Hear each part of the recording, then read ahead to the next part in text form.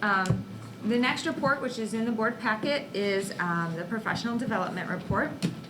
So this is a report that we provide twice a year at the end of each semester.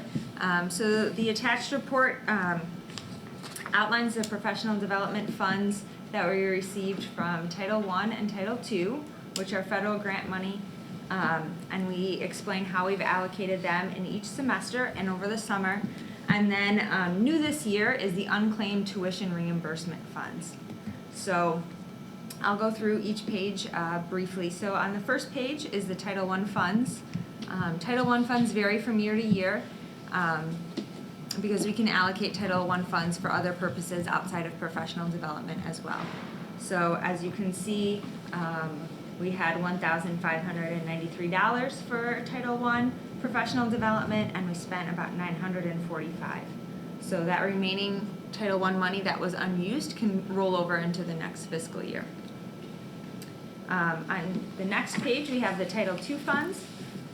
And for our purposes, as we receive requests, we categorize them by different priorities within the district. So that's the first column all the way to the left with technology and Common Core, AP conferences, and then school and department goals. So you can see primarily a lot of that money was spent throughout the first semester. Last year we received around $17,000 and we spent $14,000, so that $3,295 will roll over into the next fiscal year. And then lastly, which is new this year, per the contract, the administration was able to apply any unused tuition reimbursement dollars to staff development initiatives for the remaining months of the fiscal year. So if it wasn't used by the end of June 30th, we wouldn't be able to roll that over into the next fiscal year. So this is new, and as you can see, we were able to provide a lot of great opportunities to the staff. A lot of AP institutes, and then as well the administration and the instructional coaches were able to do a lot of collaboration regarding Danielson training, which is our evaluation system, and then also the instructional coaching model in general. So we had about $30,000 to spend towards that, and we were able to allocate roughly around 25. Are there questions on the professional development? It answered Mr. Walsh's one question. Yes, it did.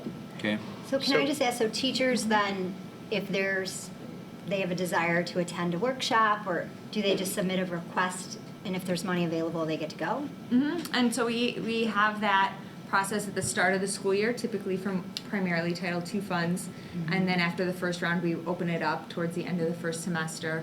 And then in March, when we had the unused tuition funds, we opened it up again for requests. Is there a limit as to how many times a teacher can request? There's not. We try to look depending on the number of requests to make sure that if there's somebody new, that they have a little more priority than somebody who has already gone to some things. Is this, Go ahead. sorry, is this use it or lose it type thing? Or we are able to roll it over, some of it over? The stuff from the tuition reimbursement as of June 30th, if it's not used, it goes into the district's fund balance. It does not roll into the next year's budget. So the contract says we may spend it, or we have? The contract says that we have to spend it within that fiscal year. And it's for building initiatives or for teacher professional development. So we put some money aside to work with the new instructional coaches and with the leadership team, and we dedicated a majority of it to AP and teachers doing summer curriculum projects and things like that. And I would say this year too, especially being the first year, but this always happens in some capacity. Teachers will sign up or have the intention to go to a professional development opportunity, and we'll allocate funds for that, and then something will change and they won't be able to go. And so sometimes then we'll have a slight difference in what we thought we were going to spend and what we actually spent. The historical perspective that this was brought up during bargaining was that the contract for several years going back, several contracts ago, always had a general number of $50,000 a year will be budgeted for teacher tuition reimbursement.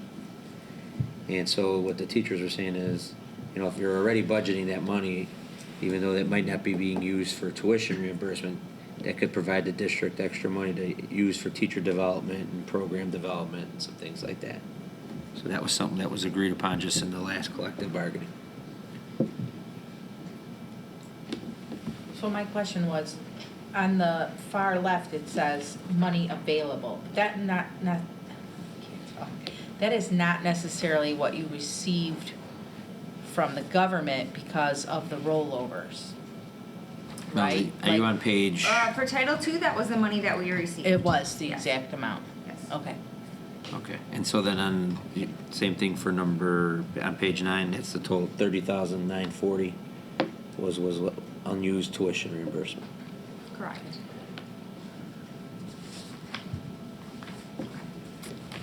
You have some people here to present tonight, Kristen, just to be Yes, courteous of so- their time. Yes.